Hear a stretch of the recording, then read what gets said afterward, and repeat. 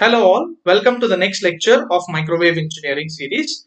So today we discuss the important property related to the waveguide, which is about the attenuation factor of the waveguide. Okay, so attenuation factor in case of a parallel plane waveguide. So the topic that we are going to discuss is specific to parallel plane waveguides. The attenuation in case of rectangular waveguides will be discussed later. Okay, yeah. So firstly, what is mean by attenuation? So all of us know attenuation means the drop in the signal, drop in the strength of the signal.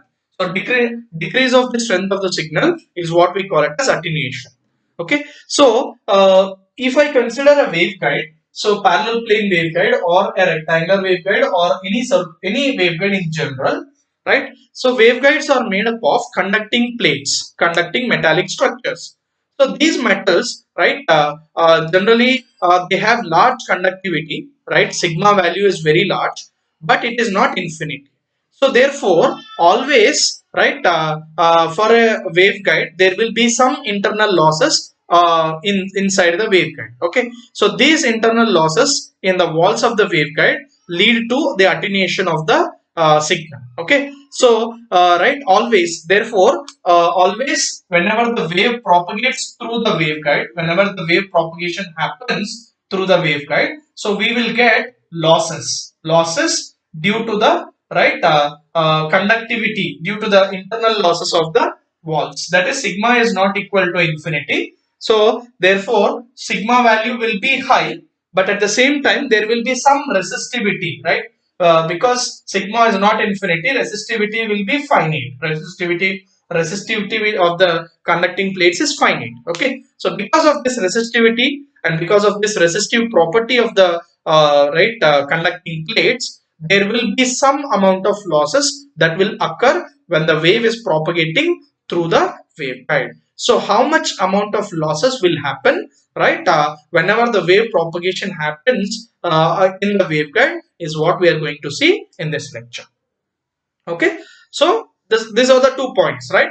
So first point is, right, as because the conducting plates, right, in all our waveguides, the waveguides are made up of metallic structures or conductors. Okay, so in a conducting plane, right, because the sigma value, ideal case, if sigma is equal to infinity, rho value will be 0. Okay, so rho value 0 means, right, sigma is infinity, so there is no conduction, there is no losses, there are no losses in the planes. Okay, whereas for practical cases the sigma value will not be infinity, it is large but it is not infinity, so therefore rho will be less. Okay, rho will be, right, less, but it will be finite. Okay, so because of this rho value, because of this resistivity of the waveguide of the plates, right, we will get some losses whenever the wave is propagating through the right waveguide. So these losses are of significance if the rho value is high and if we are going for higher the length of the transmission.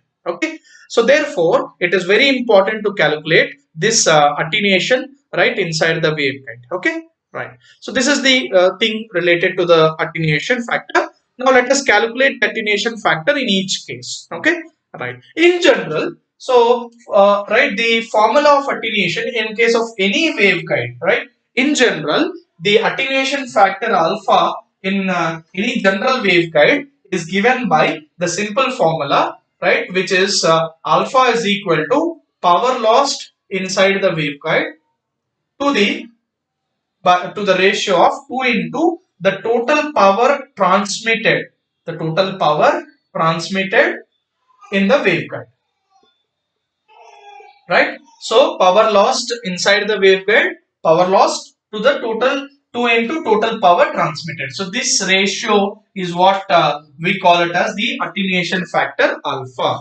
So alpha is generally given by PL by P lost divided by 2 into P transmitted. Okay. So right, this is the formula for right attenuation constant of a waveguide. So this formula is general formula. It is not related to any waveguide. So this is related to all the waveguides. Okay, for any waveguide, this is the formula: P lost by 2 into P transmitted. Okay, right. Now let us consider a case of parallel plane waveguide and let us calculate the right attenuation. Okay, right, in each case, because the attenuation value, right, depends upon the waveguide structure and also the field pattern, that is whether it is a transverse electric wave, transverse magnetic wave and transverse electromagnetic wave.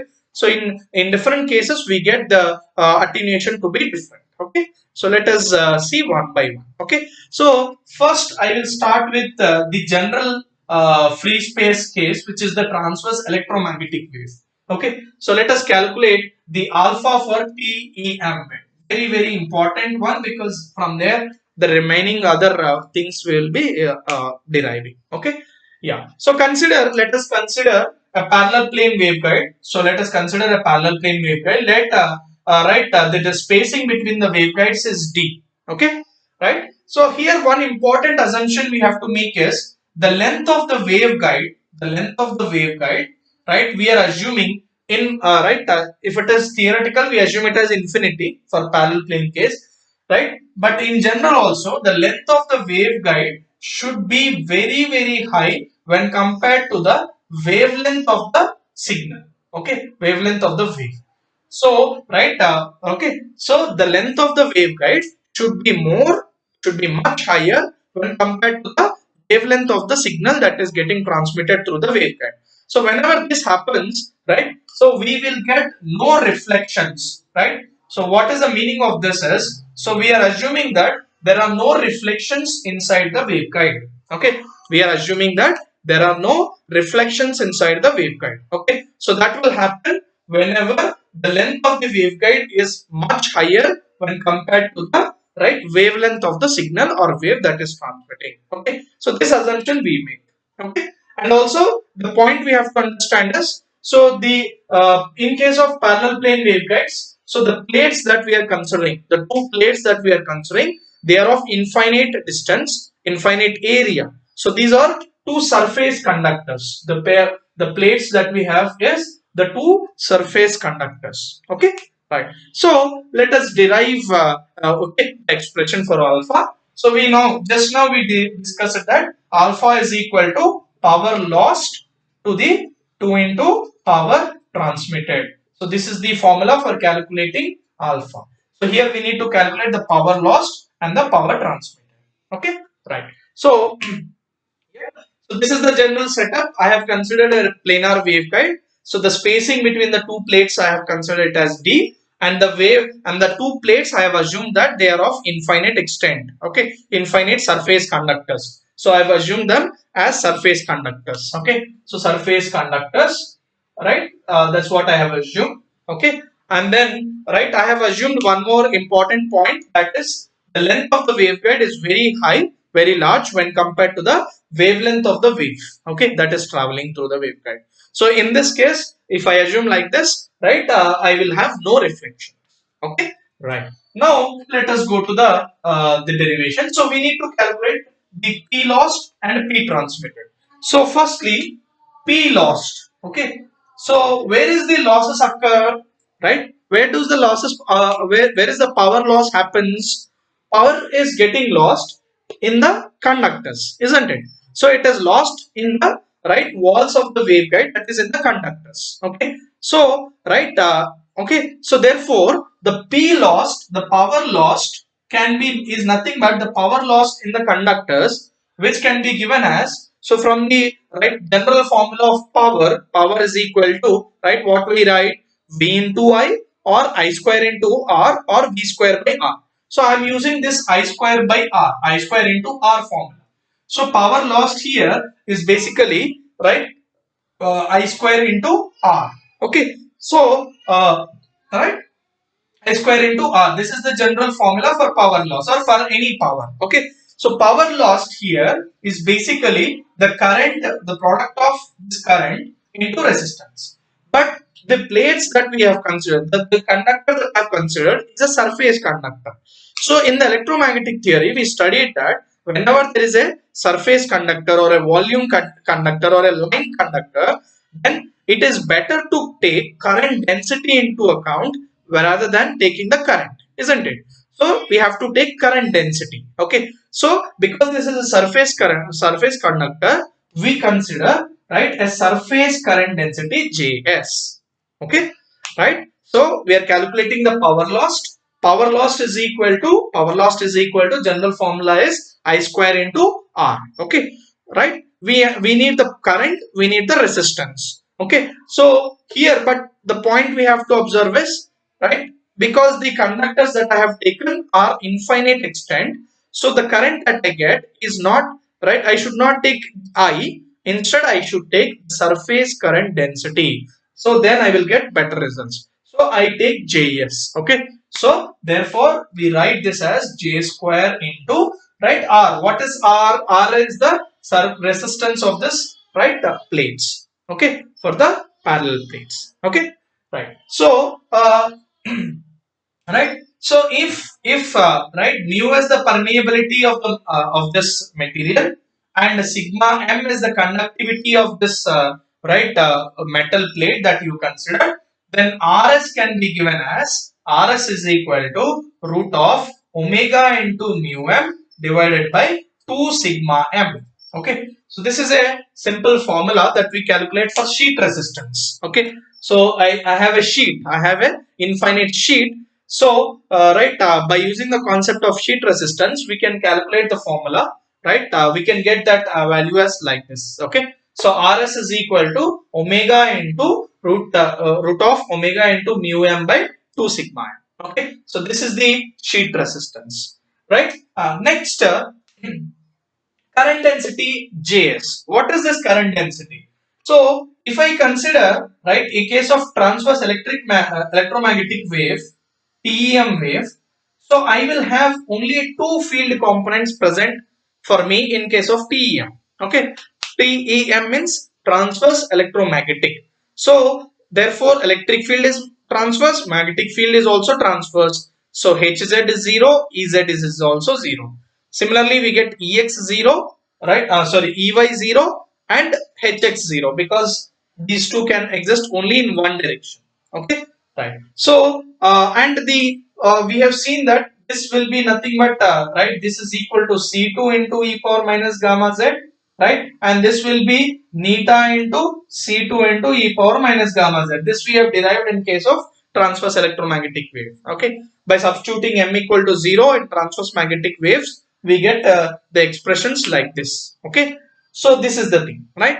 Now right, here the current density, is related to electric field, so it is in general, right? Okay, if, right, applied at z equal to 0, so e power 0. Okay, so e power 0 we will get as 1. So right, okay, for this case the current density we will get it as equal to C2. Okay, the current density will be equal to C2. Okay, so for the case of parallel plane waveguide, right, the current density will be equal to the, right, the constant that we have taken C2. So therefore power lost is equal to, right, C2 square into Rs. C2 square into Rs. Now because there are two, so I will have to divide this by 2. Okay, there are two plates, so I have to divide it by 2. Okay, so 1 by 2 into C2 square into Rs. Okay, so this is the expression for power lost. Okay, yeah, just a quick repetition. So in general, power is nothing but I square into R. I am using this formula. So where is the power getting lost? Power is getting lost in the two conductors that I have. Okay, so two metal plates that I have. Alright, so this is where my power is getting lost. Right, so therefore, right, I have to take the current and the resistance of these plates. Okay, so resistance is given by Rs is equal to omega into mu m by 2 sigma m. Okay, right. Coming to the current, because these are infinite surface conductors, so for these cases we have to consider current density instead of current. Okay, so current density we can write it as J square in, okay, J square into Rs. Right, now this current density is nothing but, right, it is equal to C2, right, in this case. So therefore I have substituted here C2, I got like this. Okay, right. Now this is the power lost. Okay. Now coming to the power, right? Power lost is this. Now coming to the Power transmitted is equal to, right, this is right, for an EM wave, right, the power transmitted means the power that is propagated through the waveguide. Okay, so this is generally given by Poynting's theorem. So Poynting's theorem says that the power flowing because of an electromagnetic wave is equal to half into root of integral, right, the distance, what is the from here to here, is the power is transmitting from here to here, right? So 0 to D, the boundary conditions, into, right, E cross H. Okay, so this is what we get. Okay, so as per the Poynting's theorem, so we get right, power transmitted or the power flowing through the waveguide is equal to 1 by 2 into E cross H or E cross H star. Okay, whatever we can take. Okay, E cross H or E cross H star. Okay, so here the power transmitted is equal to 1 by 2 into integral 0 to D, right? This is Ex cross Hy star, or we can also write from the Poynting's theorem, we can also write this as modulus of Ex square or modulus of 0 to D Hy square. Okay, right? Because both of them are almost propagating in the same direction, so we will get the same value. Okay, so therefore this is equal to 1 by 2 into integral Ex is nothing but C2, right? C2 modulus of this is nothing but, okay, C2 or neta C2, right, into integral dx. So if I do this, okay, so what I will get is right, neta into C2 square P transmitted is equal to, so 1 by 2 into, right, neta into C2 square. Okay, so this is the expression that I will get, okay, for sorry, into D after the right, integration. So these are all constants, right? So we can put them aside. Okay, putting them aside, I'll get right, like this. And when I differentiate with respect to x, dx will become x. So substituting the limits, I'll get d. Okay, so this is the expression I will get for power transmitted using the Poynting's theorem. Okay, so power flowing through the waveguide is given by Poynting's theorem, which is given like this. Okay, or it is given like this. Okay, so if I multiply, just looking at from this, right, so the modulus of this is C2 and the modulus of this is neta C2. So when I multiply, I will get neta C2 square into dx. Okay, right, so neta C2 square is a constant, we can put that aside. Integral, right, neta C2 square by 2 into integral dx 0 to d. So right, when I do the integration, I'll get x and the limit is d. So I'll get the power transmitted like this. Okay, so we got the expression for power transmitted, we got the expression for power lost. Let us calculate the expression for alpha. Okay, so alpha here will be given as, okay, alpha is equal to, right, P lost divided by 2 into P transmitted. Okay, so this is equal to power lost is what is that we got, C2 square into Rs. Okay, C2 square into Rs by 2 divided by, right, this is neta C2 square by 2 into D. So 2 gets cancelled, right? What I will get is, okay, C2 square also gets cancelled. So the final expression will be Rs by neta D, or 1 by neta D into Rs is nothing but root of omega square. Okay, what is this? Mu m by 2 into sigma m. So this is the right expression for attenuation factor in case of a EEM wave. So alpha is equal to Rs by neta D. Okay, so we can use this expression or we can use this expression. So alpha is equal to 1 by neta D into root of omega square mu m by 2d, or Rs by 2n neta into d. So Rs is the resistance of the, right, the conducting plates. Neta is the intrinsic impedance, right, of the free space, and d is the spacing between the two waveguides. So if these values are given, we can calculate the alpha value.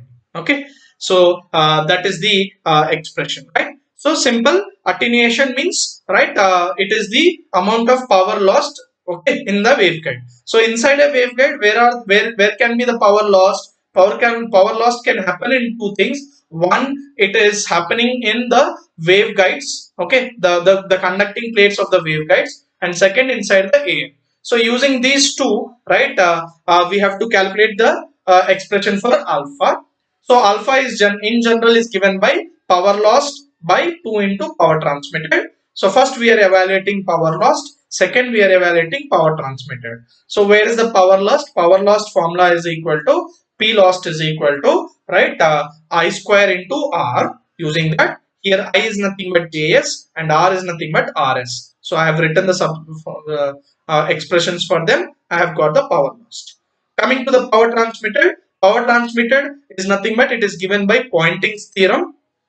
Okay, Poynting's theorem. So Poynting's theorem says that power flown is equal to, right, integral E cross H. Okay, so using that formula, right, E we know here Ex, right, and H is Hy. So Ex cross Hy, we got the terms, right, and we have calculated the right final expression for alpha. So alpha is equal to Rs by neta into D, or alpha is equal to 1 by neta D into root of omega square mu m by 2 sigma m. Mu m is the permeability of the metal and sigma m is the permittivity of the metal plates. Okay. Yeah. So this is the right important derivation of alpha, right? Okay, for the case of parallel plane waveguide. Now from this, so if I write alpha is equal to, just now we saw 1 by neta d into root of omega mu m divided by 2 sigma m. Okay. So if I keep all the other things constant, right, and I just plot the variation of alpha with respect to frequency. Okay. So if I plot the alpha with respect to frequency, then I will observe that there is a very linear graph like this. For case of TEM, right, the alpha variation with respect to frequency will be like this. So this is FC, this is root 3 FC. Okay, right. So right, my graph will be almost a linear graph, a little bit right, because there is a square root, so I will get a little right variation. So but we can see that as I increase the frequency, right, the value of alpha also increases. Okay, so at low frequencies the attenuation is low, right? If frequency is 0, there is no attenuation at all. Okay, so as the frequency increases, my alpha value also gradually increases. Okay, so with this relation, okay, this is also one point that we have to remember. Okay, right. Now this is the attenuation factor in case of transverse electromagnetic wave. So which is the most important one, right? When coming to the other two cases, that is alpha in case of TM and TE and TM waves. So we can calculate the alpha in the same manner, that is alpha is equal to P lost by 2 into P transmitted. So, but I am not going to give the derivation because it is similar to that of earlier case. So I am not repeating it again. Okay, I'll just write the formulas for this power lost. Okay, the power lost formula is given by, right, it is equal to 1 by 2 into root of omega into mu m divided by 2 sigma m into m pi omega by d, right, whole square. Okay, 2d whole square, right? Yeah, m pi by m pi, sorry, I missed it. C1 into omega, right, d whole square. Okay, yeah. So this is the expression for power lost. Okay, so this is the power lost expression. Then power transmitted expression. The expression for power transmitted will be equal to power transmitted will be equal to, right.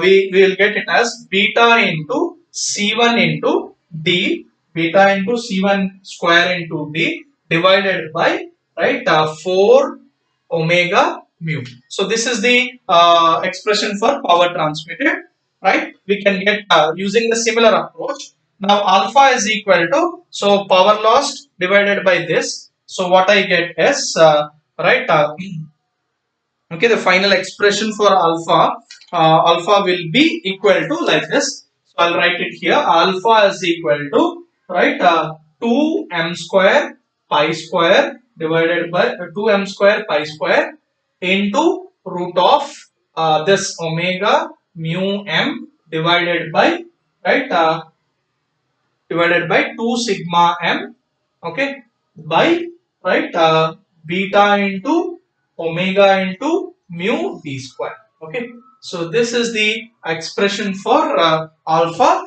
in case of both transverse electric and transverse magnetic waves, because the approach is same, the components will also be same. So everything we will get in the similar manner. So, right, the power lost and the alpha value for TE and TM will be like this. Okay. So, alpha is equal to 2m square pi square into root of omega mu m by 2 sigma m divided by beta into omega into mu into d square. So, this is the attenuation in case of TE and TM.